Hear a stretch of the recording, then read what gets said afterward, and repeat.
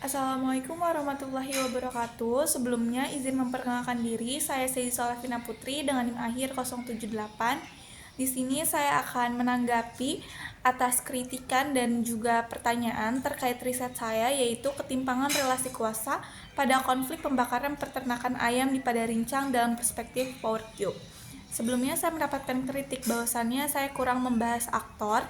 Jadi dalam kasus ini terdapat beberapa aktor yang terlibat, yaitu ada masyarakat Padarincang khususnya Kampung Cibetus, di mana mereka ini mengalami ketimpangan relasi kuasa. Kemudian ada PT Sinar Ternak Sejahtera, yaitu peternakan ayam di Padarincang yang aktivitasnya tersebut memicu terjadinya konflik dengan masyarakat karena adanya pencemaran lingkungan. Kemudian ada pemerintah. Di sini saya mewawancarai dari dua dinas, yaitu ada yang pertama ada Dinas Penanaman Modal dan Pelayanan Terpadu Satu Pintu Kabupaten Serang. Di sini saya untuk mengetahui bagaimana proses perizinan dari PT STS dan bagaimana dinas tersebut menanggapi keluhan dari masyarakat. Kemudian ada dari Dinas Lingkungan Hidup Kabupaten Serang. Di sini saya untuk mengetahui bagaimana AMDAL yang dimiliki oleh PT STS dan juga bagaimana dinas tersebut ini menanggapi keluhan dari masyarakat.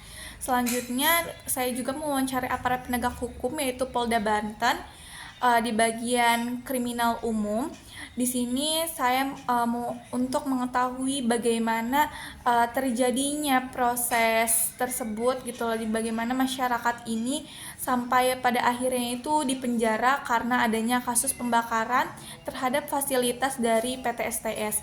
Kemudian saya juga mewawancarai dari NGO, yaitu LBH Pijar Harapan Rakyat, untuk mengetahui bagaimana yang dirasakan oleh masyarakat dan bagaimana masyarakat bisa terlibat dalam hal ini hingga akhirnya permasalahan lingkungan ini berakhir di bagaimana mereka ini terperangkap dalam jeruji besi. Kemudian di sini izinkan saya menanggapi terkait bahwasannya saya dikritik kalau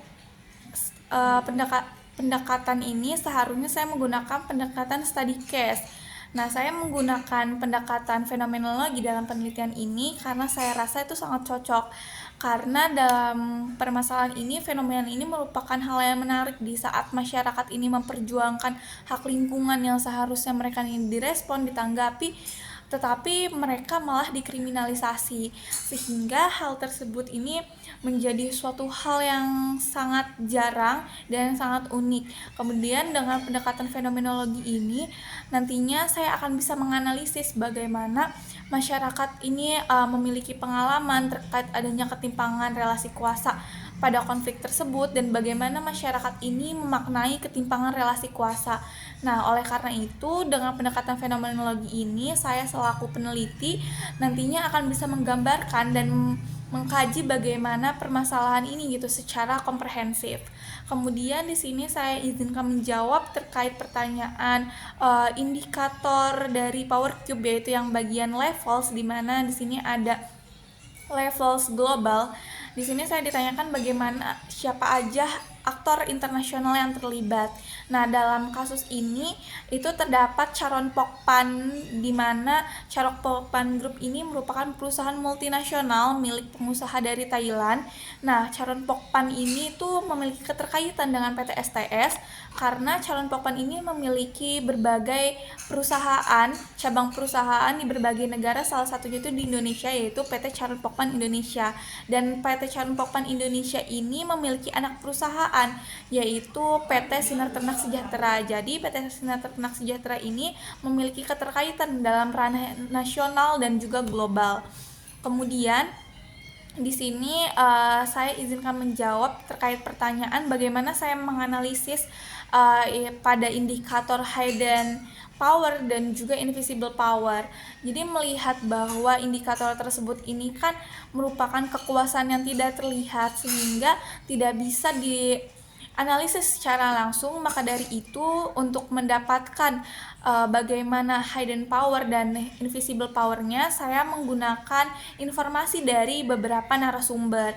Jadi saya mewawancarai beberapa narasumber yang berkaitan dengan permasalahan ini, baik masyarakat, ketua RW, kemudian dari pemerintah, para penegak hukum, LBH, dan lain sebagainya untuk melihat POV dari masing-masing aktor yang terlibat. Kemudian saya akan menganalisisnya bagaimana kehadiran invisible power maupun hidden power seperti yang saya dapatkan dari adanya invisible power ini pada saat perusahaan tersebut pertama kali diadakan, adanya isu bahwasannya perusahaan ini merupakan perusahaan yang sangat modern, bahkan digadang-gadangkan sebagai hotel ayam. Mungkin cukup sekian tanggapan saya atas kritik dan pertanyaan terkait riset saya. Kurang lebihnya mohon maaf. Wassalamualaikum warahmatullahi wabarakatuh.